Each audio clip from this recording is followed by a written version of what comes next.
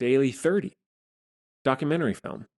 Let's get to Ken Burns's Baseball from 1994. And now this is a miniseries, even though I think he considers and titles his miniseries as films. Like it will be Baseball, a film by Ken Burns, even though this series is 18 and a half hours. So not necessarily your conventional film, but the synopsis is a documentary on the history of the sport with major topics including Afro American players, player team owner relations, and the resilience of the game.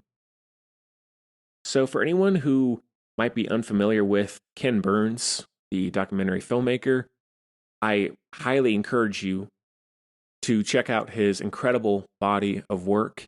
He, to me, is basically like the Steven Spielberg of documentaries. Like he has done so much for the genre and he has documented things so well and so extensively and with such thought. Like he's done so much of American history from the Civil War to baseball, World War II, the Vietnam War, the Roosevelts, the Dust Bowl, Prohibition, like you name it. He has covered it in one way or the other. And you basically could learn American history just from watching his movies. Like I feel as though I've seen basically all of them at this point. I've learned more from his movies and about America as a country than I probably did in college, like when I took a lot of history classes, because I love history.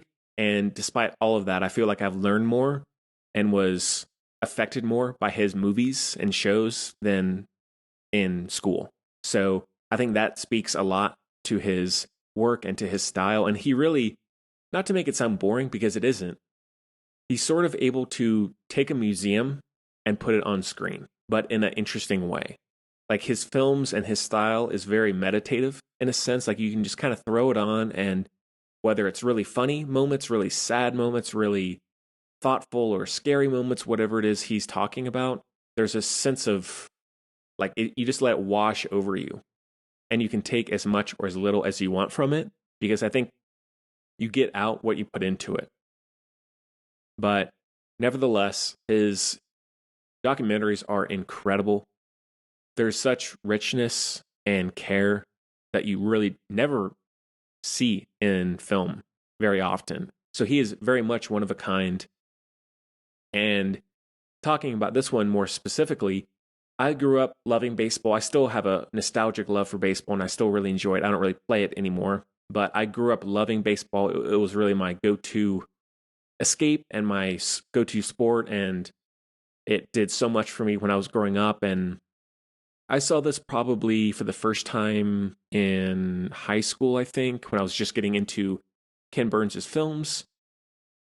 And it's amazing. I fully agree, though, with a lot of people. It is 18 and a half hours, like I said. So if you don't have that much interest in baseball, probably are not going to stick it out, no matter how great it is. 18 hours for anything is a lot to watch. And even though I was really enjoying it for the most part, there are points where like the pacing falters a little bit or it gets too wrapped up in one thing and just lingers on that a little too long. But it is nevertheless so well researched and well put together that it's hard to really hate on it. It's just more so a matter of personal interest in the sport. So I fully understand if maybe even just watching one of the quote unquote innings or episodes that there are, that might be enough for you, because watching all of them together, that was a lot. You learn a lot, but it's still pretty exhausting. And I really think, though, one of my favorite parts, even though I think the whole series is fantastic, I think one of the best parts was the opening episode about the very beginnings of baseball.